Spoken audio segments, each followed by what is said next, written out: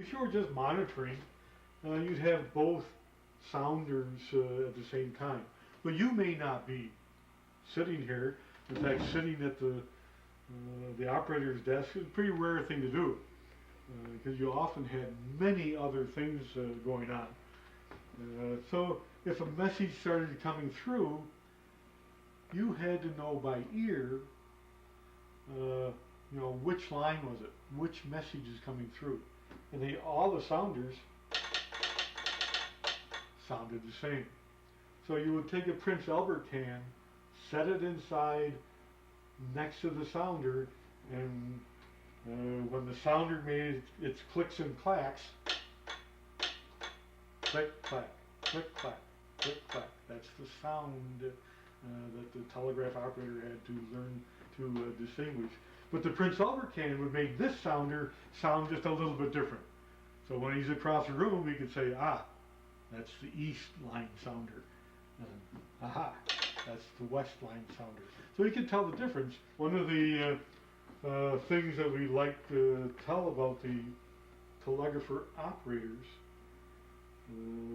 that would sit here and do this all day is the wonderful skill level that they had. We just do not appreciate how skilled those people were. This is a typical Western Union station located very often in a railroad station.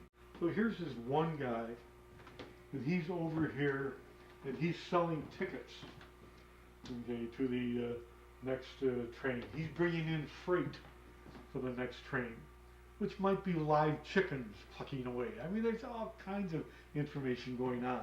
And while he's doing that, in the background, these messages just keep coming in. He can't stop. He's got to do the business. And all of a sudden, once in a while, he'll just say, "Excuse me." And he'll come back, he'll sit down on his chair and start typing. And he will type paragraphs of what he's copied in his head while talking to you and doing other things. So that, I'm going to tell you, that was really wonderful, wonderful skill. You as docents, myself, we're all ham radio operators. A lot of us are. We've all learned the Morse code, but I can't do that. It's incredible skill that they have. As we leave the telegraph area and the 1925 store area, we'll be going by the self-service tube tester. Many people relate to this. In the 1960s, you could, when your TV set quit working, yank all the tubes. Hopefully you remembered how to put them back in. Take them to the corner drugstore and check the tubes. These tube testers were designed to be very easy to operate. You just had to look up the number, set up only two different controls, plug it in the right socket, and it would then read and tell you if the tube was good or bad. And if it wasn't good, well then of course the drugstore would be only too happy to sell you a new tube. So these were very popular.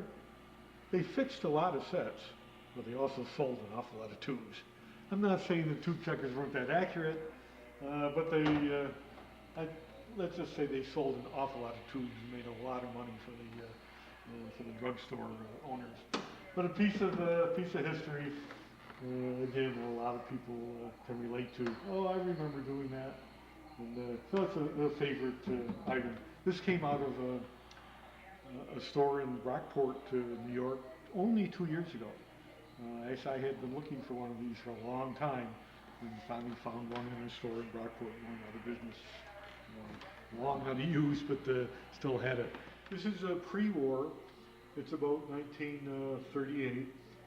One of the first things you'll notice, and people should notice, is the beautiful cabinetry. All this burled wood here, and it's solid wood. This is gorgeous cabinetry.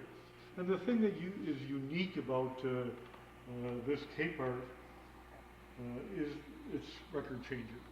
when you bought a long symphony back in those days, it might be on 6 or 7 78 RPM records. So it was always a pain for the listener to play a record, get up, turn it over, play the other side, get up, turn it over. So this K-part had a very unique and very complicated record changer that solved that. It would play the record and then turn over, play the other side, and then take the next record, play one side, turn it over, etc., until it would play the entire album. So we can demonstrate that. We need to turn the set on by taking this control where it says volume off and just rotating that, and it'll turn the unit on.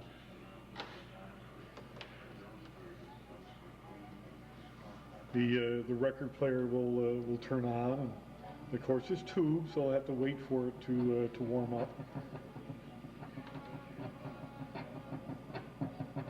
And it's a little noisy.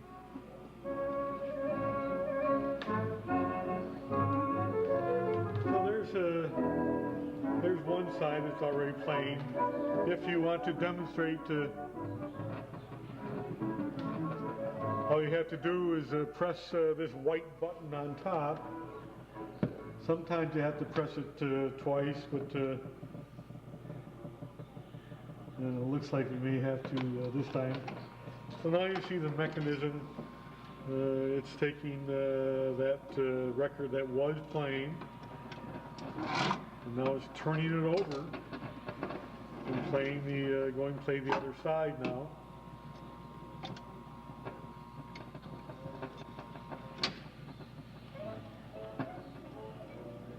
And there it goes. Now next time, of course, it's finished this record. So if you press the button again,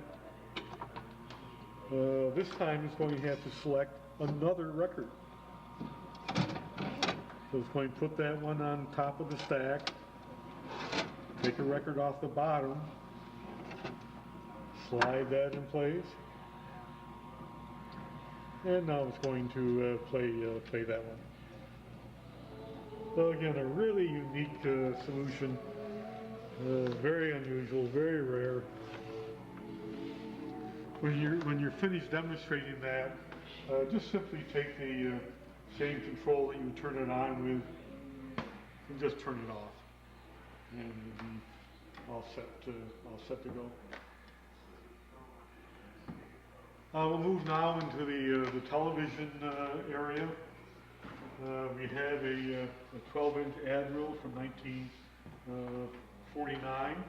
You might just invite people. You might ask them, do you remember black and white TV? You might just try to engage them a little bit, depending on what their interest is. And here we like to talk about the fact that in 1937, people don't realize that the Jenkins Company in Washington, D.C. had regularly scheduled television broadcast every night starting 6 o'clock for a couple hours throughout the entire East Coast.